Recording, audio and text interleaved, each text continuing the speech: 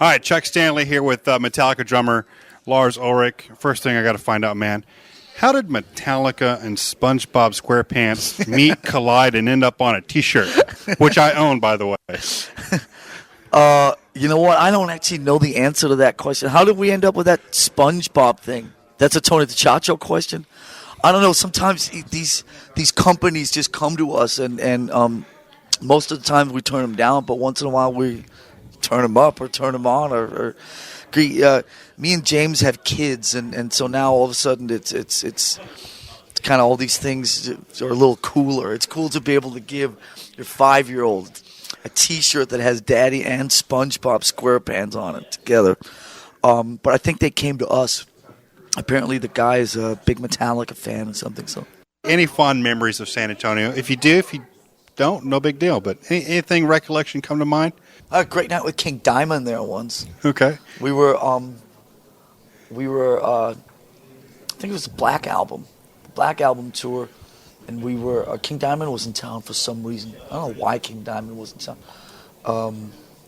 Actually, interesting to see if I see him tomorrow in Dallas, because I think he lives in Dallas.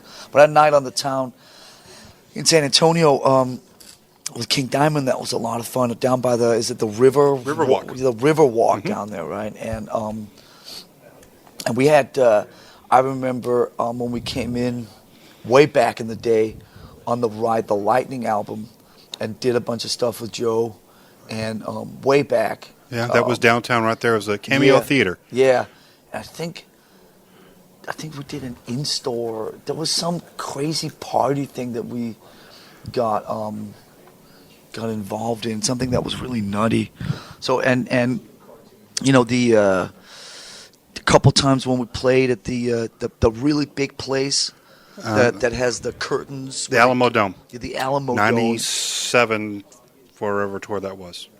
Yeah, 97. Played the Alamo Dome. Yeah, that's not what we're playing next week, is it? No, you're playing a couple days. You're playing SBC Center. Is that a new place? Yeah, new cool. place. So yeah.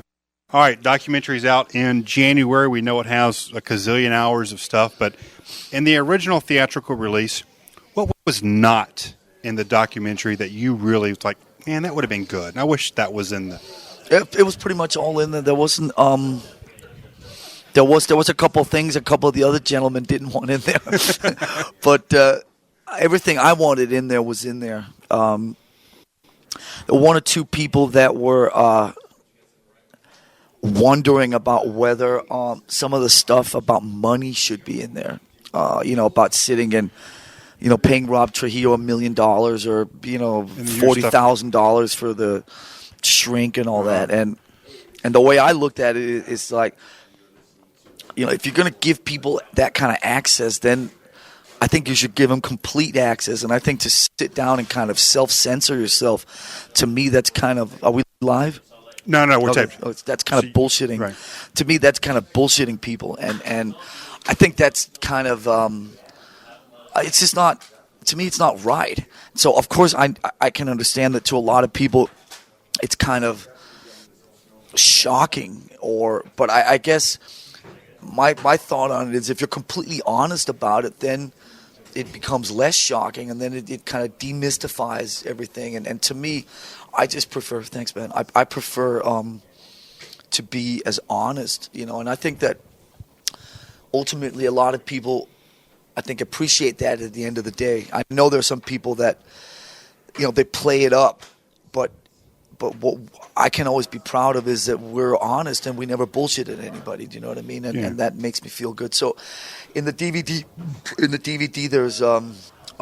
there's one thing in the DVD extras that Kirk Hammett nixed, and so does that mean?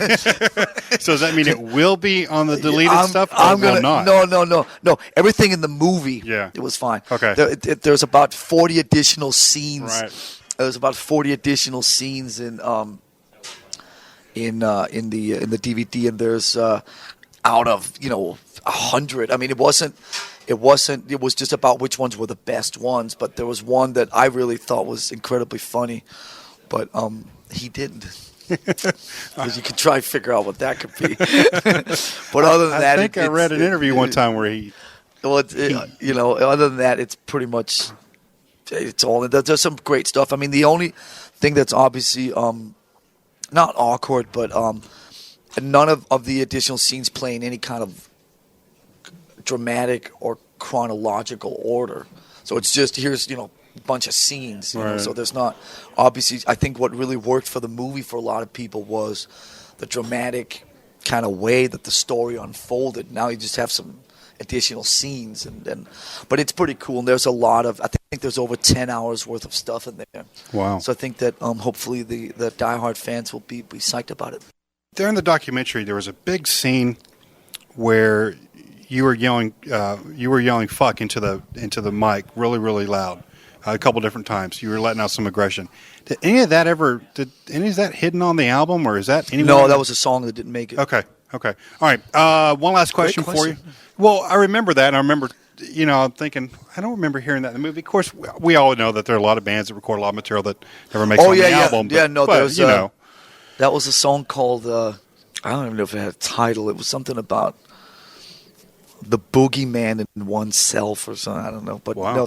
That's singing around in a bank vault somewhere. Yeah. The box set in 20 years. It should probably stay there for a while. Who knows? Al Capone's vault had some stuff. No. They'll it's always fun to clean house. Sell some records, make some extra cash, buy some extra Christmas toys. I know. Well, you know what? That's why I always ask for one of everything, because if it all goes horribly wrong, then I can have my own sale on eBay, Interviewing your other bandmates today, they've pretty much pinpointed you as the person who makes a set list each night. Or, that must be pretty tough, man, coming up with that, pretty, racking your brains to come up.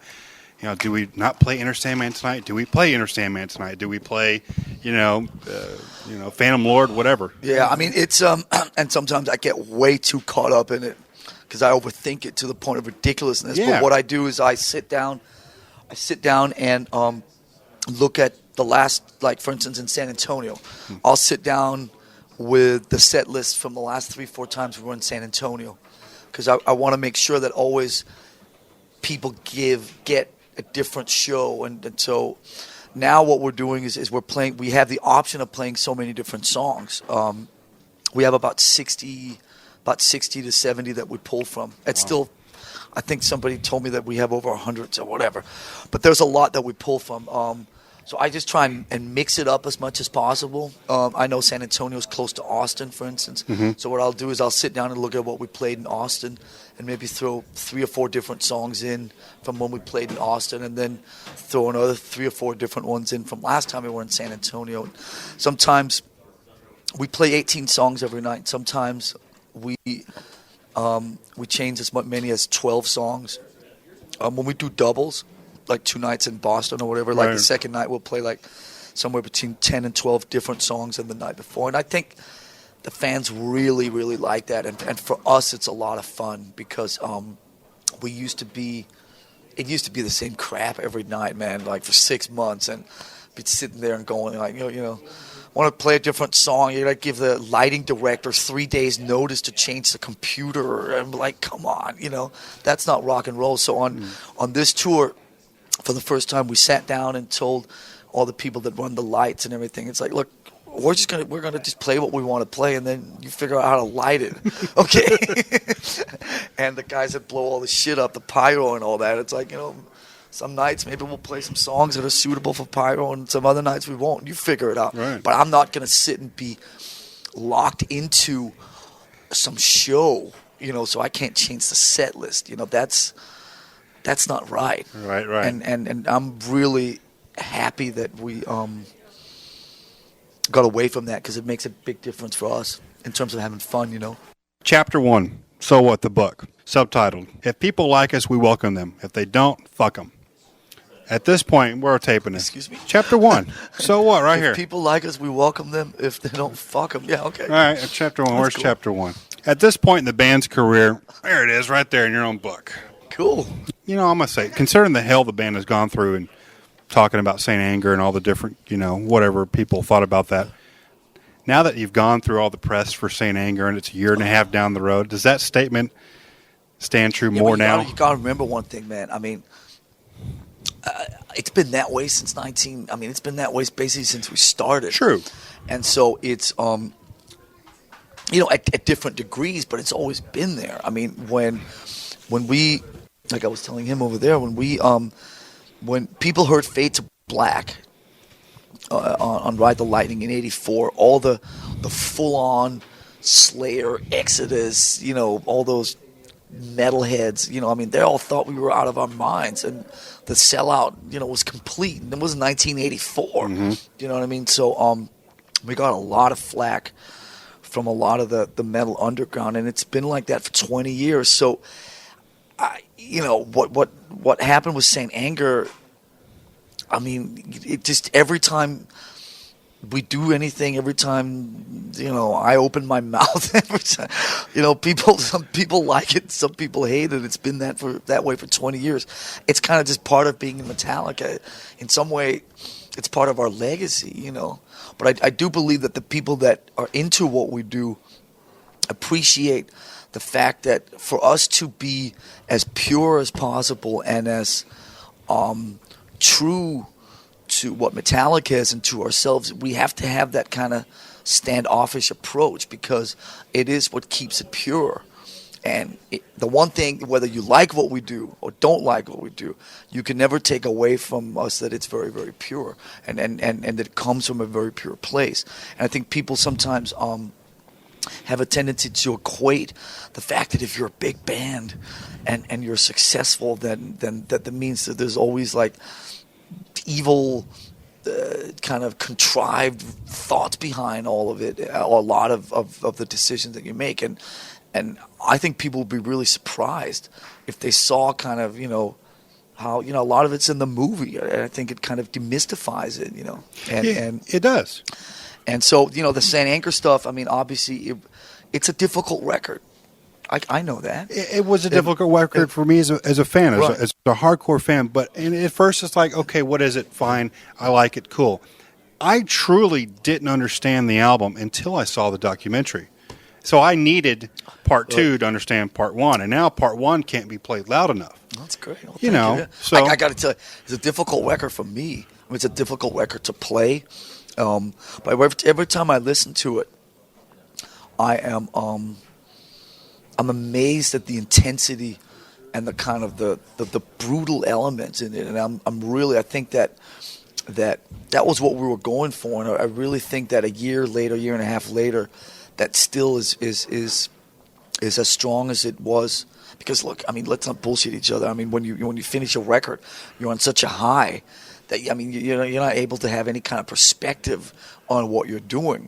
The famous best record we've ever done that every guy you've ever interviewed says Yep. about the last record. But it's not until a year or two later that you actually get any kind of real perspective on it. Mm-hmm.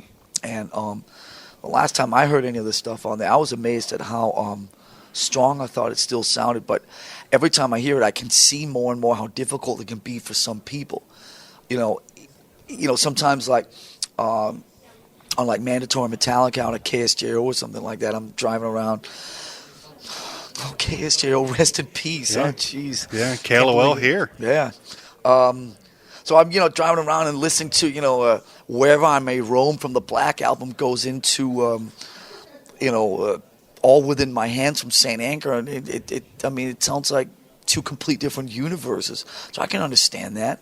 But it was necessary for us to do, and we really had to get that out of our system and prove to ourselves and prove to everybody else that we were capable of doing that, like I probably told you when I saw you in August. Outside the boundaries of their phony world of kicks is the ever-present possibility of discovery. This must be avoided at all costs, for discovery brings with it the penalties of society: shame, arrest, prison. Forget it, man, and get with the countdown. Shake this square world and blast off for Kicksville.